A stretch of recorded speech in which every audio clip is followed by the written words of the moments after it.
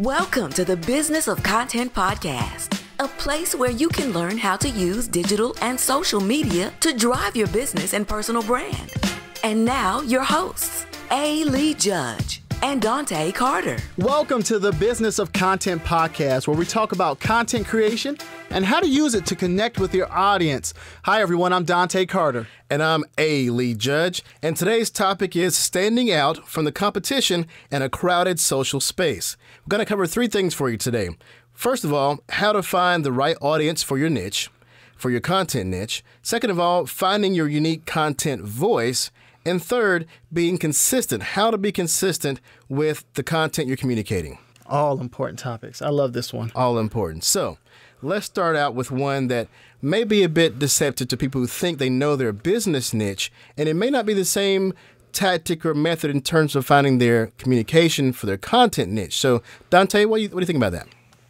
Well, it's funny because my niche is storytelling. Mm-hmm. However, when you look at the internet space, right, that niche can fall into so many different forms with these different companies who need this specific niche. Mm-hmm. So whether it's writing stories for blogs, whether it's helping to produce high quality stories with video, or also producing high quality stories through audio, which takes the form of podcasts.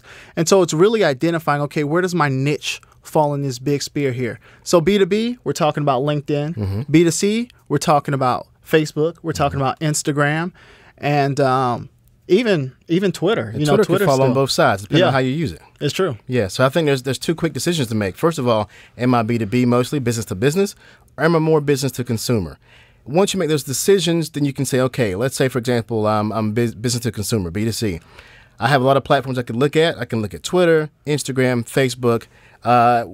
Where are the most of my clients? So let's say, for example, my business is selling clothing, for example. Well, with clothing, you want to be able to see it. So that tells you right there, Instagram is probably the leading visual platform, right? It's also has a good, they have good results and good data behind seeing something, clicking on it right then and purchasing it, okay? There's less distraction on the Instagram. So right there, I've taken someone who is in a retail business with a visual thing down their path. You got to also include Pinterest in that too, because it's more visual. Pinterest also you can purchase from Pinterest. So as soon as you determine, okay, where I am, B2B, B2C, you start narrowing down like I just did of where should I be communicating. You know, it was one thing to make the content, but you got to find the best place to put it.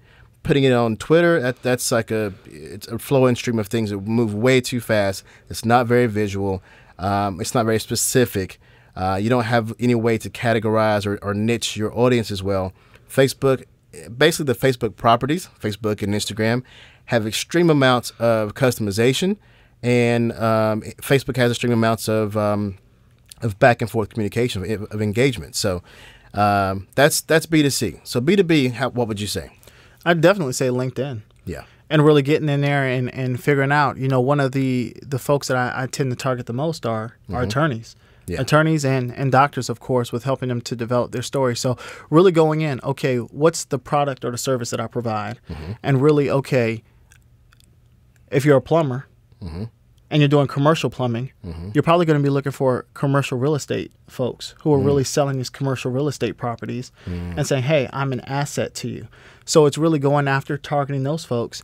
And this is where we come in with the educational marketing, providing what you do, maybe tagging them to a post, really going through looking at some of the hashtags, seeing for commercial real estates, what's the most popular hashtags for them, and attaching those hashtags to the educational marketing and really sharing. You want people to know that you know your stuff. That's the biggest thing. And it even goes a level deeper. So now we've established the platforms.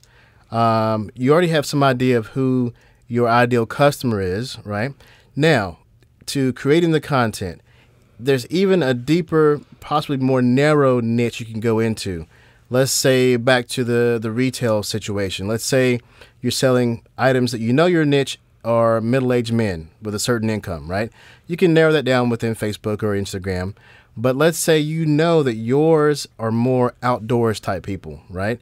So as far as Instagram or Facebook will let you customize or target for your audience, you still have to communicate the right content even to that audience to get their attention, right? Definitely. So say you already know, you've narrowed down. I only want to show my ads or my content to, people, men who are a certain age, certain income, whatever. That's for ads, right? But content is not just advertising. It's creating conversations as well. So when you're not advertising, you need to also make content that you also have in your mind targeted, right? That's correct. So think about this. Now, let's make sure we draw a line between advertising and content. Advertising is you use your targeting tools in Facebook, Instagram, LinkedIn even to target your audience based on demographics. Your content is much more powerful. For one, it costs you less because you're not paying for those impressions, each impression. If you have good content, you take this content and you focus it on, okay, I not only want just men of a certain age, I want ones who love the outdoors. So you make content that's interesting to those people. That's your content niche, right? So outside of, you're a retailer, you want to retail to men, what is that niche where you want to really sell those products at? So in any business you're in, you have to think about your content niche, what is interesting to them, what will get their attention without you having to pay for it. Oh, definitely. I mean, if you really sit down and think about it, 11 companies own the top 200 brands, right? Mm-hmm. They have in terms of that client list, those customers, they have them down to a T. Mm-hmm. They know what they do. And it's gone beyond. I mean, when you're really even looking at the mode that content is taking on, like people are really going after it because it allows you to see beyond that veil, right? It's not just, and we talked about this before, it's not just sell, sell, sell, sell, sell. It's, hey, take a journey with me. And that's the part that we really want to be able to drive home with a lot of people is invite people to take a journey with you. Right. And as you guide them on that journey, you're providing this content. They learn more about you. You can define who your niche, who your audience is, and you're being very specific to tell stories that interest them around your company. It's the Wizard of Oz effect. How does that work? You think about this, right? At the end of the day, you want to be able to take people down a path because, and despite all the distractions on the road, right? I mean, off the road, all the things that were going on with the whole Wizard of Oz, they were allowed to stay on this path. They were allowed to focus. They learned a lot about themselves because you want to be able to teach people things that they don't know, that they don't even know about themselves. How can your product benefit their lives? So as you're taking them down this journey, right, you're teaching them, you're showing them, you're giving them an opportunity to fall in love with you. And that's the big thing. And so when I think about it, I'm like, come on, let's take this walk down this yellow brick road. Just walk with me, talk with me, and let me show you something that maybe you've seen, maybe you haven't, but develop a relationship with me. Yeah, exactly. So let's take it a bit further into our second topic. Okay. Our second topic is, finding your unique voice when you're creating your content. Now, as you were talking a moment ago, I thought about two mega retailers, let's say REI and Dick's Sporting Goods. Okay. Their overlap is probably, I would say, good 70%, right, of what they sell. But when you think about these two stores, their names aside, and this could be because of their good content and their targeting the way I view them, right? So okay. I'm on their content journey, right, because I'm a customer of both. And what I'm going to say now is, quite frankly, a result of how I view them because of their content they put out, right? Okay. So I view Dick's Sporting Goods as more team sports oriented. We have a wide variety of sports equipment. Now they also have camping equipment. They also have outdoor equipment. They have fishing rods, all those things, like REI would have, right?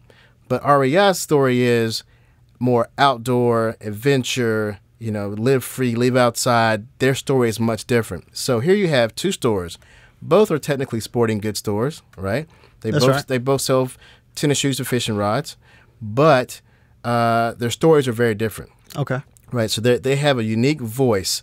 So the same thing goes for your content. Think about all your competitors and what can you say? How can you sound different? And I don't mean audio sound different. I mean, how do you tell a different story than your competitor? It also has to do with the tone of how you present your voice. In other words, are the things you're saying going to evoke a strong emotion, whether it be exciting emotion, a heartfelt emotion, a caring emotion. You know, like if you sell baby goods, for example, or children's clothes, you want to have probably some heartfelt stuff that family people will gravitate towards. So you're creating content with a very, very laser focus on who your audience is and how to make your story unique to your audience.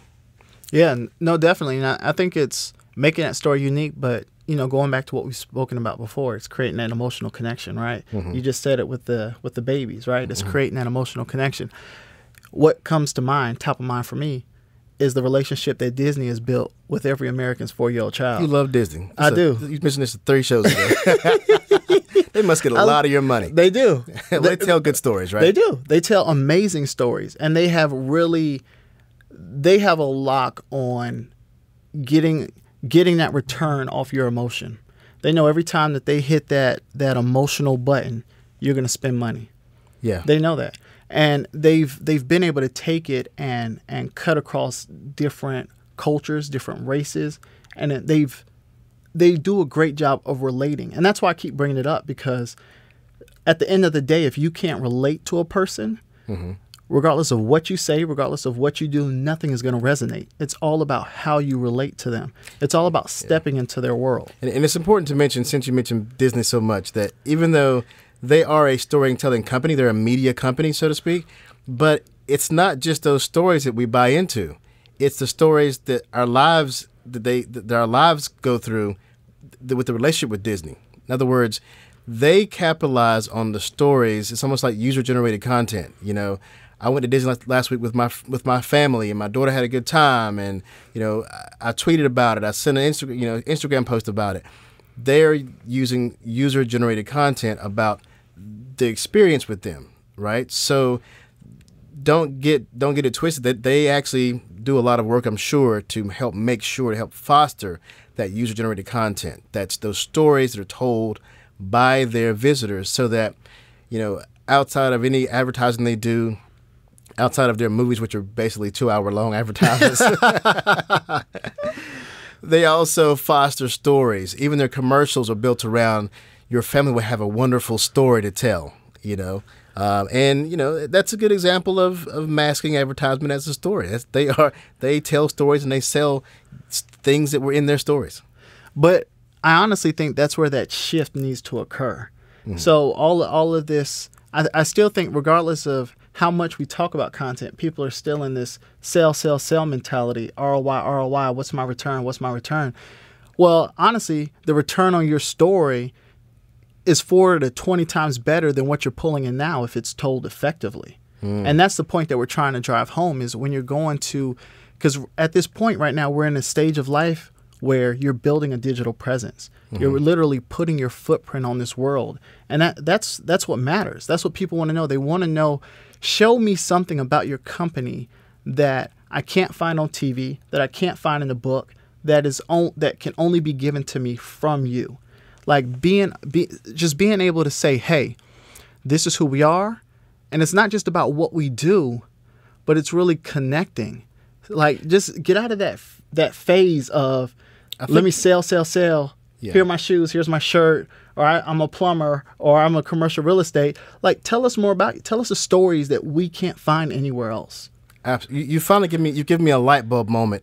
Because the Disney analogy just clicked with me the most right now. Boom. Because I'm thinking, when I think of Disney, I picture a family walking into the Magic Kingdom smiling. That's the story they've stuck in my head since childhood, right? Like, you wish upon a star, you have a happy, wonderful life. It's the happiest place in the world. There's millions of stories that come out of happy times at this place. What if Home Depot did that? Don't think it can't be done. This guy just bought his dream home, or his dream home just got destroyed by a storm. Now he needs a roof, or needs a new air conditioner, or it's Christmas time and his family's getting together and the heating system goes out. That's the story could be told there. And there's stories everywhere, and that's the whole point that I keep giving out. And I know you keep saying, man, you keep going back to Disney, because they're the ones dominating the space. Just watch them. Everything that they do, from Bambi to Pocahontas, the story masters. They're story masters. And so just watch them. I mean, reevaluate how you watch them is what I'll say. you're going to take your kids anyway. You're going to take your grandkids anyway. Really see, what can I take away from this story? I'm always sitting here in a movie theater with my notepad open on my iPhone, and I'm jotting down notes. Wow, that was a powerful scene. How can I recreate that for my business? How can I share a scene similar to that? And I think what you're realizing with the internet is there's a demand in this world for diversity. And I'm not just talking about black and white, male and female, but people want to know, just as an individual, what makes you different. Why not give them something to talk about? That's third-party credibility. That's PR. That's marketing right there. So we're going to cover this more in, well, let me go back. This is a good place to mention. So shameless plug. The motto for my company, Content Monster, is be content, right? Don't spend your life being content. Be content. I like it. So, and that comes from, once you find your unique voice, you yourself are content. So let's say, for example, you have an artist. This person, she paints paintings and sells paintings and clothes, right? It's one thing to, or a chef. That's a fresh one because I have a client who's a chef, right? So I'll use that instead. So they're both artists in their own rights. So it's one thing to see their finished work, that painting or that plate of food, right? That's right. But to be able to walk into the kitchen or the art gallery with them as they're working, that's the story. That's what's going to connect me to that person. That's them being content. They don't have to create content. They are the content. So their unique voice that no one else can have is allowing me to see them do what they do. See the chef cooking in the kitchen and see the chef going, oh man, this pot is not the right type of material. It's going to fry this the wrong way. The heating isn't even. I need to get this pot instead. Conflict, resolution, story, why they went that way, why her painting didn't sell, who the audience is. And that story right there, that realness is what really, really works in terms of people creating content and being content themselves. Yeah, and it's really understanding, okay, people want to know my why. What is it that I can share with them? You're talking about going into the kitchen with a chef. Like, what does this kitchen mean to you? There are so many things. There's something to it, right? There's more to it than just walking in and making some food and show me a finished plate. I mean, anybody could take an Instagram photo of a plate, right? I want to know the story behind a plate. Yeah, I mean, you see these chef consultants all the time, and when they walk into a kitchen, they shred these kitchens. Like, there are things that I'm like, man, this kitchen is good. And he's like, no, this is an art studio, and you're destroying my flavor. And it's not that big of a deal to me, but it is to them. Why? Because it means something. Yeah. And so I think the more that you can convey that to your audience, why this means so much to you, because when you help them to see why it means so much to you, guess what? They can relate to you. And 9 times out of 10, they're probably going to want to work with you because they're like, wow, like this means something to Dante. There's a passion. Storytelling means something to him. Yeah, it's not just a job or a business. It is a passion, right? Passion. And you can only detect that passion if they give you a piece of them in their content, in their story. Yeah. Right. Which leads to our third topic before we wrap up, is how to be consistent with creating your content and giving your content. And we gave a part of that just a moment ago by saying just document. Just do what you do. And that's the first pillar, I think, into being consistent. Yeah, and I think another one, it was so funny. So I wrote an article, and it was entitled, "What's Your Secret Weapon?" It is so crazy. I would have never thought this would have been my secret weapon. I mean, she's cute, so I think it would have.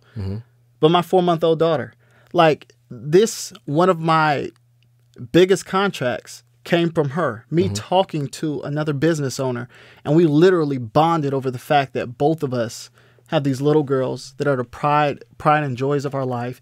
And so there's so many things that allow you to connect, and it's consistently pushing that message. And so that's one that I've consistently been on, that, hey, let me pull back the layers. I'm not just a PR guy. I'm not just a storyteller. Guess what? I'm a father. I'm a great dad. This is my little girl, and she's going to sucker you into this contract. That's what helps you stay consistent. It does. Because she's always on your mind, right? Yeah. And it pushes that message. And so it's what's the one thought, the one dream, the one goal that's going to help you to keep your message consistent? Okay. And it's really tapping into that. And so for some folks, they might say, you know what? You know, I worked with two twins in the tech industry, and their goal was to help 10,000 startup companies. And it kept them motivated. Every day they were able to talk about startup companies, because they knew at the end of the year they wanted to help 10,000 startup companies. And so that's the whole point of what I'm getting at. Being able to figure out the sharper you are at what you want to accomplish, what your goals are, the easier it is to be consistent, because that message is so concise. It's there in your mind.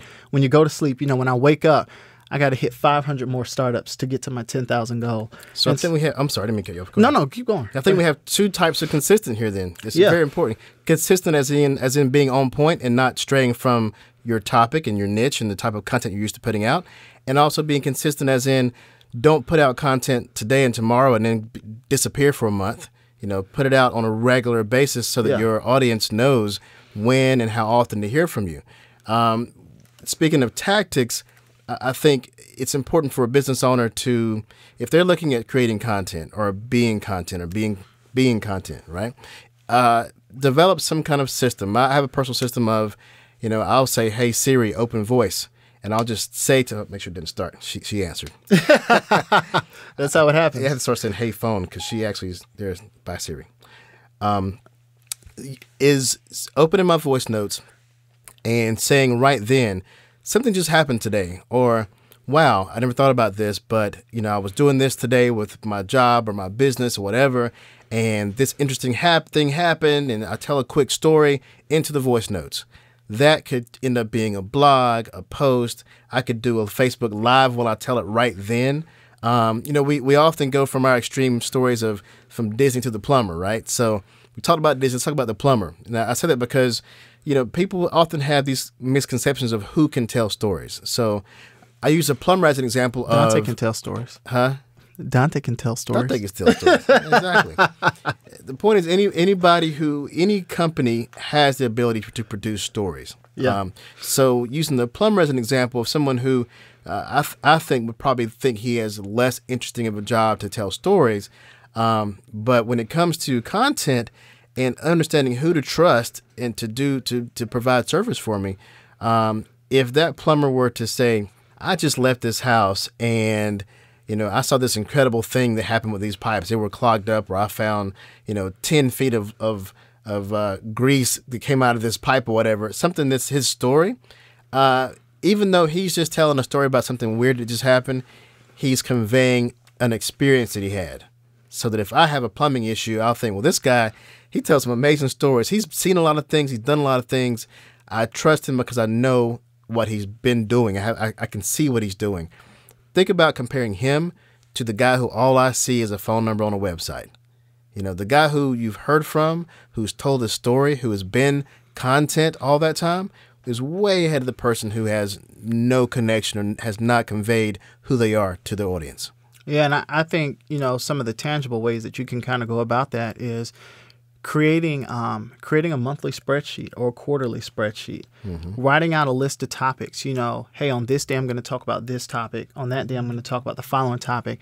And but I think it's just very important to really define what your end goal is, because the clearer that your end goal is, the clearer that your topics, the pictures, the post, everything kind of falls in line with what that end goal is. And it's easier to think about it. It becomes very concise in your mind. And that's the whole point, making sure that your message is clear, concise, and complete, and that you're really delivering it to your audience. Because if for 1 second you veer left and you can't veer back right, I mean, you can really lose your audience. And so, you know, to your point with the storytelling, it's being able to taking those pieces, outlining them. Hey, okay, how am I going to share this story within this month with my folks on Facebook, Instagram, Twitter? Who do I need to hire to help me to really apply, to really create this and get it going? Really understanding, okay, this isn't. I think people have the misconception that this is a one-man job, and it's not. Even for myself, as much as I know in terms of how to write a story, how to shoot a story, how to tell a story, I know all these things, but I'm not doing it myself. And so if you need to have somebody come in and say, hey, really help me to get my thoughts concise so that I can get to the end goal, that's something you should do, because guess what? your business is banking on it. Yeah. Yeah, and that's why we have our businesses, right? Because we know people have come to us that said, "Wow, we like what you're doing for yourself. How can you do it for us?" So that's why, and even we suggest you definitely work on being consistent. So there's levels to it, because picking up your phone each moment that something happens interesting in your business is a big plus. It's a huge plus. But at some point, you're going to need some help being more consistent with it, getting on the right channels, doing it the best way, the most efficient way. So that's when you call somebody like us, right? Yeah, and I think the biggest thing too is let's answer the age-old question. What's more important? Is it just shooting it off my cell phone, or is it having somebody to come in? We talked about it before. A lot of people say what? I don't know. Start. Just start. Just do it. Just do it. I say both. Okay. I'll tell you, because I was probably myself more consistent when I had less access to equipment, because it was less setup, less thought. Yeah, it was less professional, but it happened more consistently. So I think there's a balance. And in fact, with me having access to equipment, I'm less likely to open my phone up and do a video because I have such an eye for certain level of quality. But I've had life lessons before where people who were more consistent beat me out because I was worried about being perfect. Yeah. So consistency beats perfect. Now, if you can, the sweet spot, the best place to be is to get consistent and quality. Yeah. But if you have to choose one or the other, choose consistent. Yeah, and I think that's the huge one, because content shared consistently allows you to connect more frequently. And that's the biggest thing. You want to be top of mind all the time. And if you're not top of mind, what's going on? I mean, at the end of the day, everybody's saying, "Hey, look at me. I'm here. I'm here." But saying, "Hey, look at me" is not enough. What value can you produce? Once you get the eyes, what's the value that you're producing? All good. I think that's almost a wrap, man. Uh-oh. So what we covered today, we covered how to find the right audience for your niche. How to communicate, your voice. Right, finding your unique content voice. Yeah. And how to be consistent in more than one way. Consistent with your message and consistent with putting a frequent message out very often. That was a lot. That was a lot. We covered a good show today, I think. Yeah. All right. Well, awesome. I am A. Lee Judge. You can find me on LinkedIn at A. Lee Judge, or the website is contentmonsta.com, monsta.com. And Dante? Yes, and I'm Dante Carter. You can find me on LinkedIn as well. Dante Carter, that's DONTAYE Carter. And my website, cartermedia.net. Be sure, if you can, click subscribe right now. Give us a rating, 5 stars, so we can hang around here and be at you some more. In fact, we're going to put an email address in the content below in the description. So be sure, if you have any questions that your business needs answering about, or if you're wondering about how to start content, make content, be content. Yeah, I like it. Be sure to email us, and we'll try to answer your question on the next show. And let us know what topics you all would find of interest as well. Email those in, and we'll definitely tackle them right here. All right. Until next time, we're out. Peace. Thanks for listening to the Business of Content podcast, brought to you by ContentMonster.com and Carter Media. If you enjoyed the show, please don't forget to give it 5 stars and subscribe to the show on your favorite podcast platform.